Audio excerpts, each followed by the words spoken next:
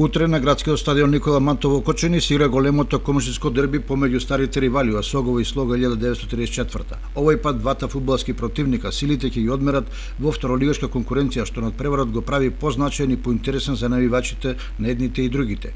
Пред дербито ситуацијата во двата клуба е различна, бидејќи Осогово во првенството стартуваше под очекувањата и успеа на бодовното салдо да прокнижи само 2 бода, но позитивно е тоа што вториот бод е освоен на стадионот во Штип против лидерот на табелата Брегалница, од каде малку клубови се враќаат непоразени. Новиот второлигаш Слога во новото првенство имаше стартот со ништата, ако се изземе неочекуваниот пораз од Росман во победното коло.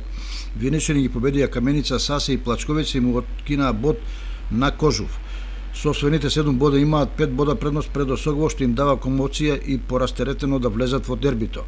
Штета е што надпреварот се игра без публика, бидејќи на вакви локални дерби надпревари сите калкулации остануваат на хартија или во теорија, а на теренот работите ги решаваат потези на поединци, евентуални грешки или психичката подготвеност.